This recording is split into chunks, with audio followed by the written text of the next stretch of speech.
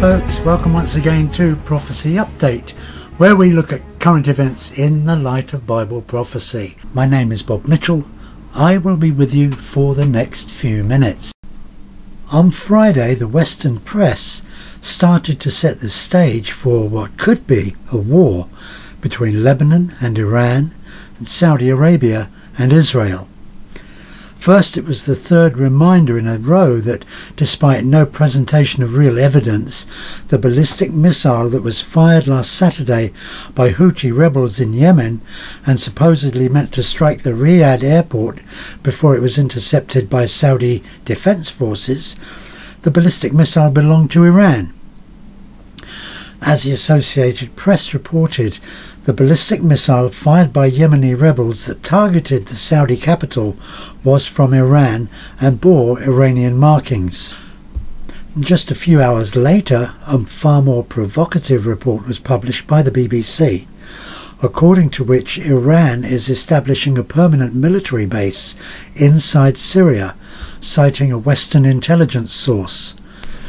The report comes amid growing tensions over Iranian influence in Syria and across the region, and many believe that also with the Saudi-Israel alliance there could soon come a pretext to begin a war with Iran.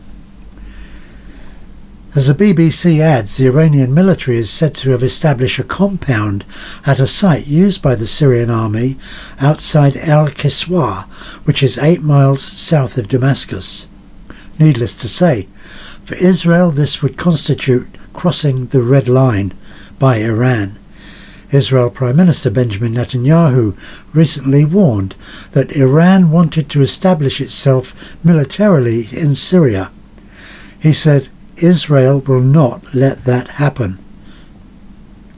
Satellite images commissioned by the BBC seem to show constructive activity at the site referred to by the intelligence source between January and October of this year. The images show a series of 24 large, low-rise buildings, likely for housing soldiers and vehicles. According to the satellite images, in recent months, additional buildings have been added to the site. However, the BBC at least concedes that it is impossible at the moment to independently verify the purpose of the site and the presence of the Iranian military. An official from another Western country told the BBC that ambitions for such a long-term presence in Syria would not be illogical for Iran. Its adversaries have accused Iran of seeking to establish not just an arc of influence, but a logistical land supply line from Iran through to the Shia Hezbollah movement in Lebanon. With the so-called Islamic State having suffered terminal defeats on the battlefield and losing its last strongholds, attention is now turning to what comes next and the new map of power and influence in Syria. This means focusing on Iran and its plans for the region, its hatred of Israel, and its antagonism towards Saudi Arabia, who has now become a friend of Israel. Iran has been considered a backer of the regime of President Bashar al-Assad. If one assumes that once confirmed the base belongs to Iran, Netanyahu will be forced to respond.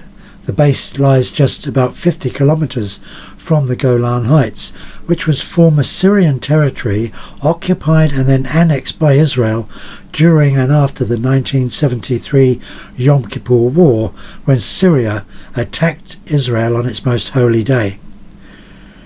And that is where Israel now has a significant military presence. And just to underscore that Iran is now the new ISIS, Netanyahu tweeted that, "As ISIS moves out, Iran moves in." Iran wants to establish itself militarily in Syria, right next to Israel, and Israel will not let that happen, he added.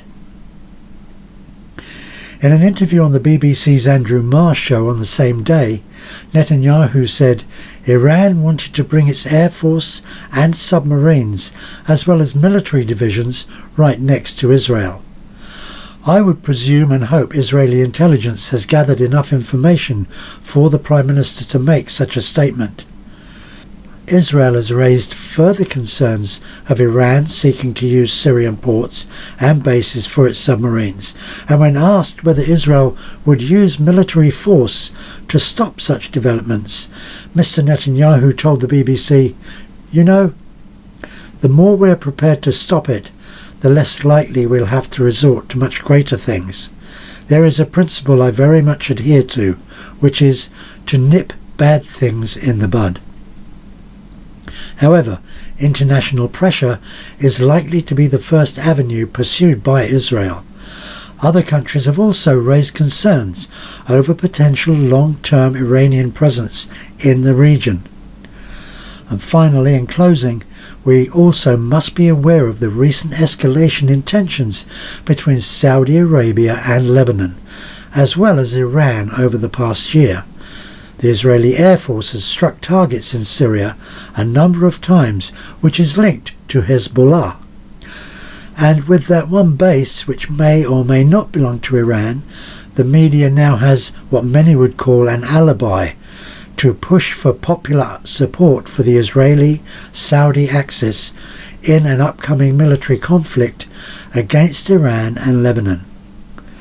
Meanwhile, earlier this week, Reuters reported that Iran's President Hassan Rouhani said Saudi Arabia had made a strategic mistake by considering the United States and Israel as friends and Iran as an enemy.